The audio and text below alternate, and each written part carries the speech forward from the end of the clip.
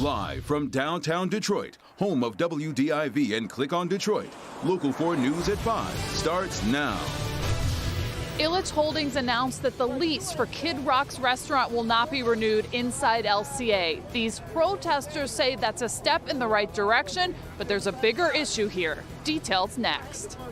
It is a blanket of blue on 4 Live radar. We'll find out how much snow we're expecting tonight and the countdown to when sunshine returns. All right, Ben, but we're going to begin with 2 breaking stories off the top. First, a tentative deal between the UAW and Fiat Chrysler headed to the rank and file for a vote. But we begin with a police raid on a suspected dog-fighting operation in 2 homes on Detroit's east side. Let's get right to Larry Spruill at the scene on Anglin Street. Larry. Well, Devin and Kimberly, right now, police are focusing on these 2 homes just across the street. One of those homes is boarded up. Police still here on scene as well. Now, both DPD and the Michigan Humane Society are investigating this case. Right now, we are the only local TV station right here on the scene. Now, let's take a look at some new video just into our newsroom. Now, take a look at the new video just into our newsroom. You can see officers removing boxes of evidence from inside these homes. Police tell us they got several tips about dog fighting going on inside the 2 homes. One appears to be boarded up. Now, earlier this afternoon, both Detroit Police and the Michigan Humane Society raided both of the homes to find several large dogs both inside and outside of the home. They could not go into details as far as what kind of dogs they found because they say this is all a part of the investigation. But I did speak with the lead officer here on the scene about what they found inside the 2 homes. So we're going to have multiple amount of dogs, generally chained up in the backyard, large tow chains, specific size dogs, specific breed of dog as well. Additionally, there's going to be other types of evidence as far as working those dogs to get them conditioned to fight. Now, police did also tell us that the owner of the homes was not home at that time, but they do have a great idea as far as who is responsible for this dog fighting ring. We are live on Detroit's east side tonight. Larry Spruill, Local 4. Okay, Larry. Also breaking right now, after a long day holed up inside the RINCEN, UAW FCA leaders have decided a tentative deal will go to the rank and file for a vote. Let's turn now to Rod Maloney live at the RINCEN where the decision was announced just a short time ago. Rod? Yeah, Devin, Kimberly, we're getting to the end here of the 2019 UAW National Contract season. The rank and file now at FCA is going to start receiving the details of the contract. Let's take a quick look at some of the items. The first thing is that everybody wants to know about is the bonus, $9,000 full-time employees. For temporaries, it's going to be $3,500. And there is a lot of help here for the temporaries and in-progression workers. Healthcare parity is promised in this contract, significant changes to improve coverage, particularly for temporaries. Also, in wages, all full-time employees will get to the top rate by 4 years. And profit sharing is capped. They removed the cap, rather, and it's going to be a 12.5% increase for employees. They should see more if the profits remain as strong as they have been for FCA over the past couple of years. Let's hear from Brian Rothenberg talking about the way they are viewing this contract within the union. This is a long way toward pattern for FCA employees, and it will change a lot of lives, because there is now this permanent pathway, as well as a lot of folks within 4 years will be at top rate. And one of the other things that he was talking about there is the health care, their improved health care. 64% of FCA's employees are either in progression or temporaries.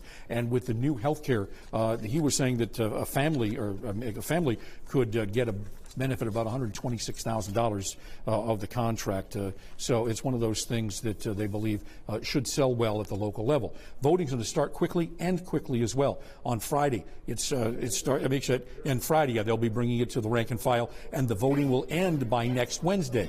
They're accelerating that program, and the reason for that is if, in fact, they do get a contract, they want to get these signing bonuses to the rank and file in and around either just before or just after the Christmas holiday. Back to you guys. Yeah, so not even a full week for the voting. All right, Rod. All right, now to late word from police tonight. They've located the owner of the car involved in that hit-and-run crash that killed a woman who was crossing the street. It happened this afternoon right at the intersection of Telegraph and McNichols. Sean Lay is there live. And Sean, did security cameras catch this? Oh, police jumped right on video of the whole awful thing going down. Video from a gas station here right across the street. Also, someone got the license plate, an alert person, of that hit and run driver as she sped up Telegraph Road. Within minutes, police were at her house. They found the car. Tonight, they believe they found the driver. Someone got hit and I went and I saw her laying on the floor dead. And you went to check on her? Yeah. And she was gone? She was gone. That's the voice of a woman who saw it all and is still shaken. She says she watched a woman she believes to be in her 30s in the crosswalk trying to cross Telegraph at McNichols. But police say video shows the don't walk signal was flashing and the woman started to run across Telegraph when a car with a green light drove up and hit her. And that driver did not stop. Yeah. What about the driver? I think he took off. He did not stop. No, he did not. The woman's body ended up several hundred yards north on Telegraph. What adds to the sadness here, all of the woman's personal items and information are strewn across this busy intersection. And she's young too. She's like in her 30s. She's not old. Tragic here. Telegraph back open, as you can see. Police telling me they found the car in Southfield and they found the owner of that car. They're interviewing her right now, Kimberly and Devin, to make sure she was the person indeed behind the wheel at the time. So no charges, no arrests right now. Back to you. Yeah, and I know it's still in the early stages, Sean, but do police know why the driver didn't stop? No, they don't believe that she saw the person walking across the street, and then they believe that person may have panicked and kept driving, but tonight they won't know until they dig a little deeper with that person. Yeah. All right, Sean. Devin.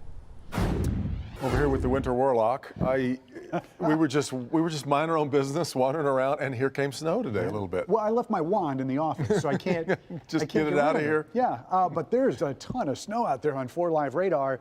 It is not as bad as it looks, however, even though the southern extent of this is now starting to push south of 94. So just about everybody is seeing at least something in the way of flakes out there. When we look at visibilities, usually you got to see something below 2 miles, usually below 1.5 miles before you start looking at accumulation. And we may be getting close to that along that 75 stretch there between Flint and Auburn Hills. But right now it doesn't look like anything's accumulating out there, just some windswept flurries and light snow showers. Our last burst of snow, though, Thursday night into Friday, we'll track that.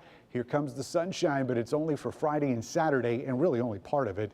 And then we're looking at rain before frigid temperatures, some wild temperature swings in the 7-day forecast coming up, guys.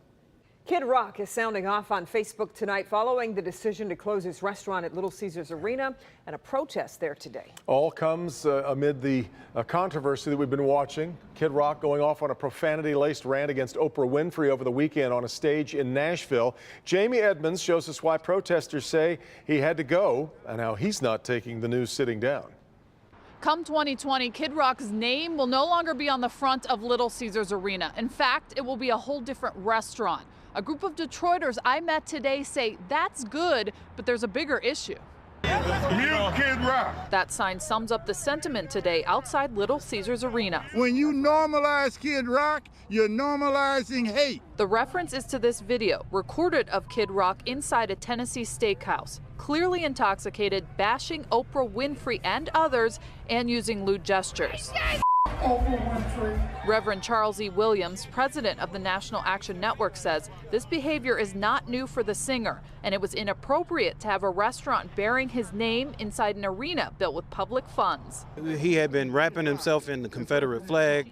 That was a big issue. I think there was also a lot of concern that he had not only wrapped himself in that flag, but over the last few years, he's kind of emboldened his statements. Today, Illich Holdings released a statement announcing Kid Rock would not renew his license of Kid Rock's Made in Detroit. Kid Rock himself posted on Facebook confirming the closure, then went on to list all of the money he has donated to the city, including $250K to Eastern Market and $250K to a reading initiative within the city. Quote, I guess the millions I pumped into that town were not enough. Today, demonstrators say removing the singer is one thing. Fulfilling promises made to Detroiters is the next step.